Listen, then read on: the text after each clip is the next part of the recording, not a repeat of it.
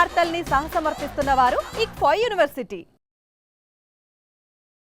అందరికీ నమస్తే. ఇక్ఫా యూనివర్సిటీ సహసమర్పిస్తున్న గరం గరం వార్తలకు స్వాగతం. ఎట్లున్నారు అందరూ? అంత మంచే కదా. మస్తు వార్తలు పట్టుకొచ్చిన మీకోసం. వార్తలు చూసే ముందు హెడ్లైన్స్ ఇద్దాం పారి. హైదరాబాద్ లో జోరుగా పడ్డది వాన, రోడ్ల మీద నీళ్లు నిలిచినాయి శానా.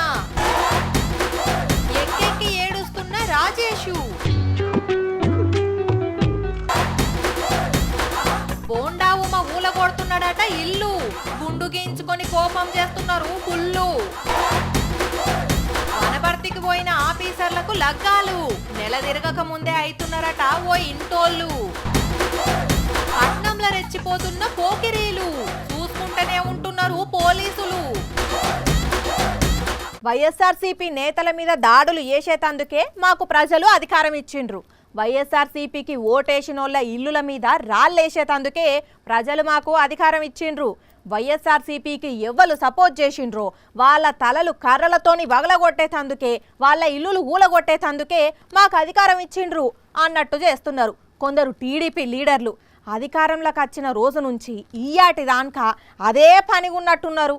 టీడీపోళ్ళు గూండా రాజకీయాలు చేస్తున్నారని చెప్పి ఇంగో ఈ అన్న ఏకంగా గుండె కొట్టించుకున్నాడు. మరి టీడీపీలా ఈయన ఎవలి బాధితుడు అంటే బోండా ఉమా బాధితుడట. మరి ఈయన బాధ ఏందో మనం చెప్పుడు కంటే ఈయన చెప్తేనే బాగుంటది. చెప్పన్నా, ఏంది బోండా ఉమకు నీకు పంచాది? 2024లో బోండా ఉమేశ్వర గారికి పని చేయలేదని చెప్పేసి ఈ బిల్డింగ్ పడగొట్టడం జరిగింది. ఓష్ని పాపం పాడుగాను, ఇల్లునే ఊలగొట్టిస్తున్నాడా? అధికారం వచ్చుడుతోనే అంత తెగిస్తున్నాడా? అయినా ఆఫీసర్లు అట్లెట్లా ఊలగొడతారు? మరి బోండా ఉమేశ్వర గారు పగలగొట్టమంటున్నారు. నువ్వు నీ భార్య వెళ్ళి కాళ్ళు పట్టుకుంటే ఆపుతాడు. నేను వెళ్ళనని చెప్పా. అవ్వా, వాళ్ళకైనా ఉండాలి కొంచెం. ఈయన పేరు వందెన జగదీషు, ఓ దళితుడు. గతంలో తెలుగుదేశం పార్టీలో పనిచేసినప్పుడు ఈ ఇల్లుకు బోండా ఉమనే భూమి పూజ చేసిండట, పర్మిషన్లు ఇప్పించిండట. అదే మొన్నటి ఎలక్షన్లలో వైసీపీ తరపున పని చేసేటాలకు కోపం పెంచుకొని ఇగో ఇట్లా ఇల్లు ఊలగొట్టిస్తున్నాడట. అందుకే కోపం చేసుకుంటా నిరసనగా గుండు గీయించుకొని మీసం తీయించుకున్నాడు. ఇట్లనే బోండా ఉమ అరాచకాలు చేస్తే ఇంటిల్లి పాదంతా నెలకొగలు గుండు గీయించుకొని నిరసన చేస్తామని చెప్పిండు. పోలీసోళ్ళు వచ్చి నచ్చ చెప్పినా అయినా లేదు, అర్ధనగ్న ప్రదర్శన చేసిండు.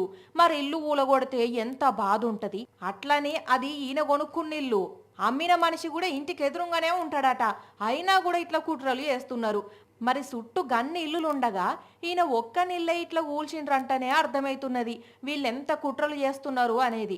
అందుకే వాళ్ళ అధినేతకే చెప్తా అంటున్నాడు. చంద్రబాబు నాయుడు గారి దగ్గరికి, పవన్ కళ్యాణ్ గారి దగ్గరికి నీకు జరిగిన అన్యాయం వెళ్ళు.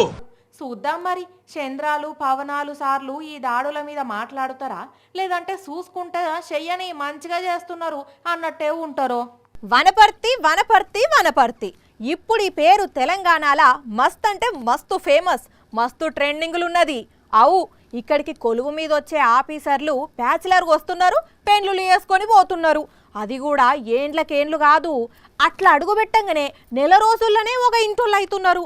ఒక్క మాటలో చెప్పాలంటే వనపర్తి అంటే పెండ్లీలకు కేర్ ఆఫ్ అడ్రస్ అయిందనుకో రాదుండ్రి.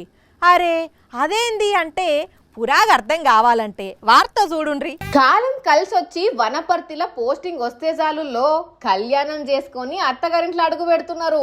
అది కలెక్టర్లు అయినా ఎస్పీలైనా. అట్లని ఒకలో ఇద్దరు అనుకుంటే ఏమో అనుకుందాము, ముగ్గురు డ్యూటీ ఎక్కితే ముగ్గురు ఒక నెలనే కొత్త పెళ్లి కొడుకు పెళ్లి పిల్లలు అయ్యిండ్రు. ముందుగల వనపర్తి జిల్లాకు 2023 జనవరి 26న ఈ రక్షితామూర్తి మేడం ఎస్పీగా బాధ్యతలు స్వీకరిస్తే నెల రోజులు తిరగక ముందే లగ్గం చేసుకొని అత్తగారింట్లో అడుగుపెట్టింది. ఇప్పుడు దాదాపు సంవత్సరం దాటిపోయి ఫస్ట్ మ్యారేజ్ డే కూడా చేసుకున్నది. అదే సంవత్సరం అదే వనపర్తి జిల్లాకు 2023 ఫిబ్రవరి 1న కలెక్టర్ తేజాస్ నందలాల్ పవర్ బాధ్యతలు తీసుకుంటే నెల కూడా కాదులా 25 రోజుల్లోనే ఒక ఇంటోడ అయిండు.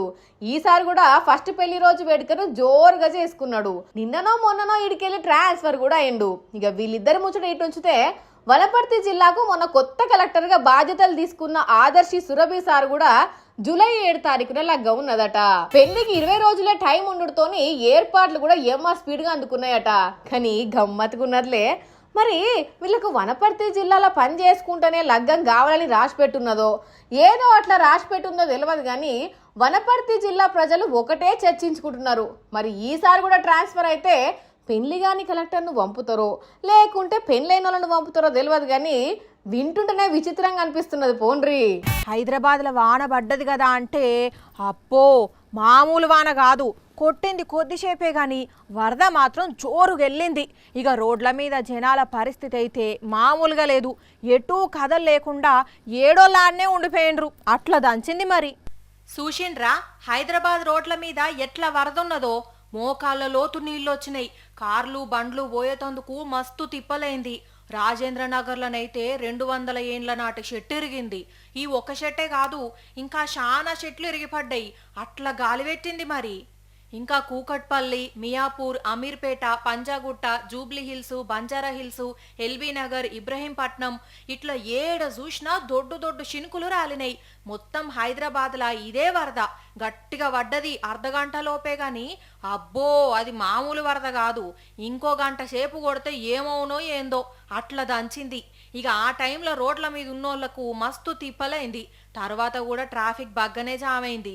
చూస్తుంటే వానాకాలం తిప్పలు మొదలైనట్టేగా అనిపిస్తున్నాయి. కాబట్టి ఎవ్వరు తీసుకునే జాగ్రత్తలు వాళ్ళు తీసుకోండ్రి. కానీ రోడ్ల మీద బండ్లు కార్లు నడిపేటప్పుడైతే జర పైలం. ఎందుకంటే ఒక్కోసారి మ్యాన్ హోల్స్ తెరిచి పెడతారు మర్చిపోయి, అండ్ల అడ్డా పడతారు. అట్లనే గుంతలు ఉంటాయి. సరేనా? నవ్వు 4 విధాల చేటు అని కొందరంటే 40 విధాల మేలు అని ఇంకొంతమంది అంటారు.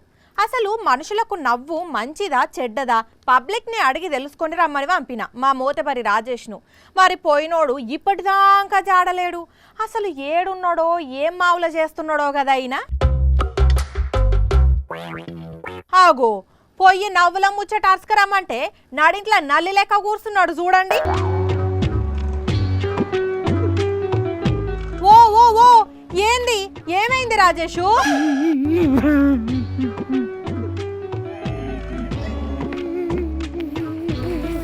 ఆగో ఏడుపు దన్నుకొస్తున్నది. నేనేమన్నా ఇప్పుడు?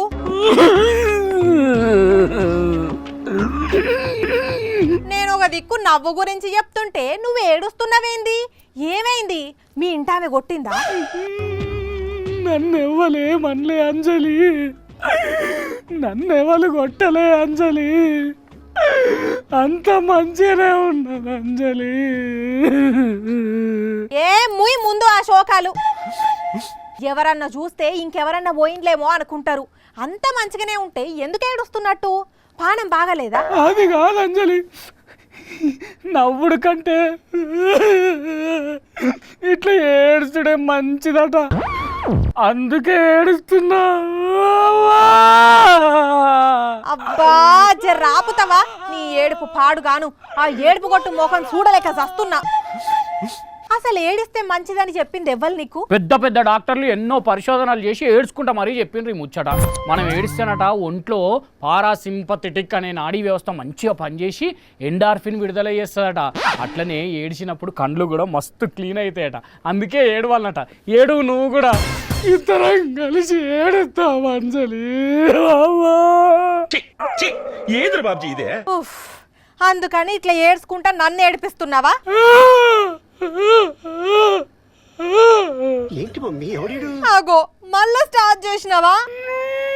నీ బాధ చూసి నాకు ఏడుపు వస్తున్నది అంజలి. అయ్యా నువ్వు ఏడవకు రాజేషు. నువ్వు ఏడుపు వస్తే నాకు ఏడుపు వస్తున్నది. అంజలి చూసినావా, నువ్వు కూడా ఏడ్చినావు. ఇప్పుడు నీ పానం అల్కగా అయిందా? తొక్కైంది. ఇంకొక మాట మాట్లాడితే తోడకలు తీస్తా. పనికి పంగనామం పెట్టి ఏందో ఏడ్చుకుంటా కూర్చున్నావు. నీ పొలగనుకున్న వాడెత్తు నడువు. ఎప్పుడు ఇంతే నువ్వు. ఆయన పెద్ద సార్లే చెప్పిర్రు ఏడుస్తే మంచిదట. అందుకే పోయినా కూడా నేను ఏడ్చుకుంటేనే పోతా. నేను పోతున్నా.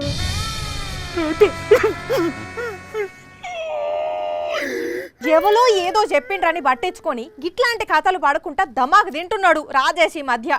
ఇట్లనే వదిలిపెడితే పిచ్చి ఇంకెంత ముదురుతుందేమో అనిపిస్తున్నది. ఏం చేయాలనో ఏమో కదా. హెల్మెట్ లేకుండా బండి మీద పోతున్నా, లైసెన్స్ లేకున్నా, బండి కాయిదాలు లేకున్నా, నెంబర్ ప్లేట్ లేకున్నా, ఆఖరికి బండికి ఒక్క అద్దమే ఉన్నా, ఒక్క ఇండికేటరే ఉన్నా పోలీసులను చూసినప్పుడు చాలా మంది భయపడతారు. పుసుక్కున ఆపి ఫైన్ రాస్తాడా ఏంది ఏం కథ అని ఆడికెళ్ళి పోయేదాకా గుబులు గుబులుగానే తోలుతారు. ఎక్కడా పోలీసులు కనపడొద్దని అనుకుంటారు కదా. కానీ ఈడ చూడుండ్రి, ఈ మోతవరులు పోలీసుల ముంగట్నే ఎట్లా బరి తెగించిండ్రో. ఆగ చూసిర్రా వీళ్ళ బల్పు బండకేసి కొట్ట. ఇక ఏమనల్లో ఏమంటారో అనుండ్రి. ఇసొంటి పోకిరి గోషిగాళ్ళు వచ్చి రోడ్డు మీద రచ్చ చేస్తారనే రక్షక భటులు రోడ్డు మీద జనాలకు రక్షణగా ఉన్నారు. అసొంటిది వాళ్ళను గింత నన్న లెక్క చేయకుండా బిహేవ్ చేసిర్రు. అరే ఆగ్రవారి కీస్ అంత మిస్టేక్ అయితే కీస్ మంటావు. ఇక వాళ్ళ ముచ్చట గిట్టుంచితే వాళ్ళను మించిన తాతలు వీళ్ళు. మరి వీళ్ళ తాత పోయించిన రోడ్లు అనుకున్నారో ఏమో గాని టయ్య ఆడిండ్రు పట్నంలా.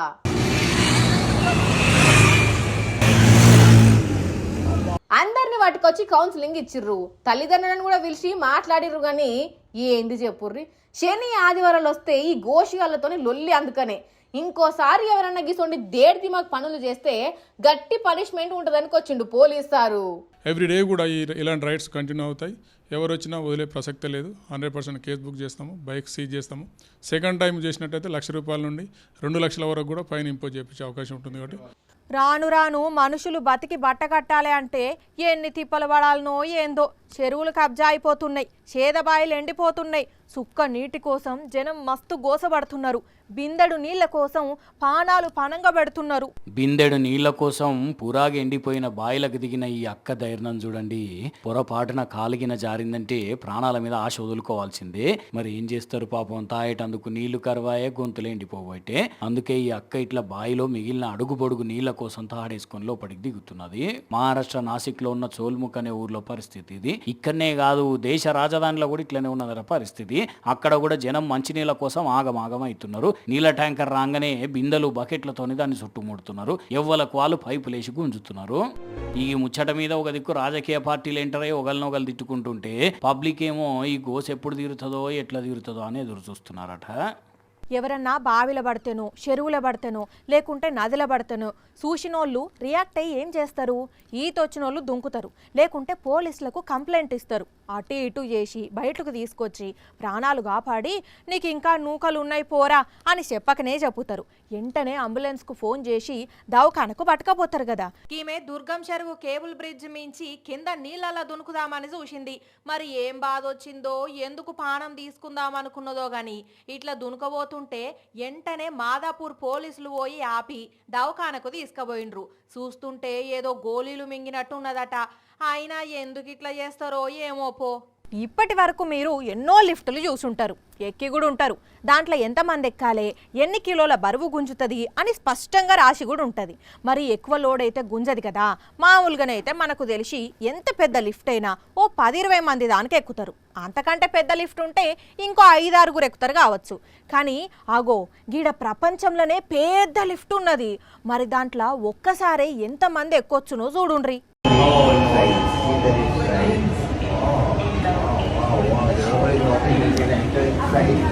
తలుపులు తెరుచుకున్నాయా? ఇదే ప్రపంచంలోనే అతి పెద్ద లిఫ్ట్. లోపలికి పోయి చూస్తుంటే పెద్ద బంగ్లాలో ఒక హాల్ లెక్కనో లేదంటే మెట్రో రైలు బోగి లెక్కనో ఉన్నది కదా. కూర్చునేందుకు ఇటొకటి అటొకటి సోఫా కూడా వేసి పెట్టిండ్రు. దీంట్లో ఒకటేసారి మొత్తం 200 మంది ఎక్కొచ్చట. గంత పెద్ద లిఫ్ట్ ఇది.